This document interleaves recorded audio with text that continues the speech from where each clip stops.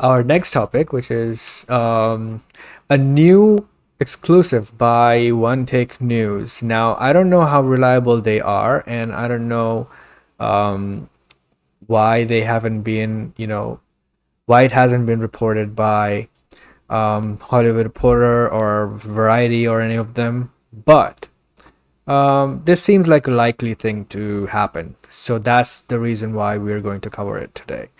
But yeah, the news is Chloe Zhao is going to direct the Kevin Feige Star Wars movie. So basically, it was announced, I think, months ago that Kevin Feige is going to produce a Star Wars movie of his own, not in the Skywalker saga or anything that's already existing.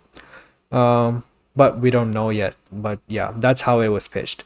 And also, Loki and Rick and Morty writer Michael Waldron, who is amazing, was going to write Yeah, this.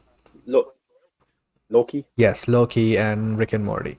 And, yeah, so now the movie finally has a director in Chloe Zhao, the two-time Yeah, Oscar-winning director who just, worked on Eternals as well. And obviously, Feige just loved her work. So, 100% it was just a done deal. Like, she would definitely be directing that Feige movie. Like, he would want no one else, you know. She won two Oscars. That itself is marketing the movie. And she did Eternals, which is very controversial for the MCU. That also is good marketing for Star Wars. It will generate a lot of talk. So yeah, Chloe Zhao is one of the biggest directors in Hollywood right now, coming off of two Oscar wins for Nomadland. That's included Best Picture. That included Best Picture. So basically, she won Best Director, and her film won Best Picture. So that's amazing. Zhao recently directed the latest MCU flick Eternals yeah, to the mixed reception from critics, but audiences acclaimed it. During the press for Eternals, Zhao expressed her love for Star Wars and how she'd love to direct one. Since then, we've heard some very exciting details about this possibility. We vetted this story out to many sources as possible, and based on that, One Take News can exclusively report that Chloe Zhao is very close to signing on to direct Kevin Feige's Star Wars film, although some sources said she's already signed on. Either way, sources told us that she has always been a top choice for Feige, and it's only a matter of time before it's a done deal. So, yeah, the announcement could come very soon, but I wouldn't doubt it because this seems to be the most obvious choice and match for Kevin Feige. Um, I don't see who else he would pick for his movie. I don't see anyone else. So, what do you think of this news? yeah. No, he's praised Eternals. Usually, he's been talking about it a lot, and yeah, he seems to be a fan of Chloe Zhao and Eternals, and he definitely wants her back for more MCU projects. Star Wars one, Kevin Feige is making like Kevin Feige. He knows what audiences want. He knows how to really drive it home. So I've no doubt whatsoever that Star Wars will be a hit in his hands as well. But he didn't pick he didn't pick James Gunn or Taika Waititi or Peyton Reed. He picked Oscar winner Chloe Zhao. That has to say a lot for the tone of this movie that he's going for, the overall look for it, and that excites me even more because if you pick somebody else from the MCU, I don't know if I would be as excited. But now he's picked somebody who I just watched her movie and it's fantastic. Her last two movies have been just beautiful character studies, so I'm expecting some of the same with his Star Wars film. So I was not surprised.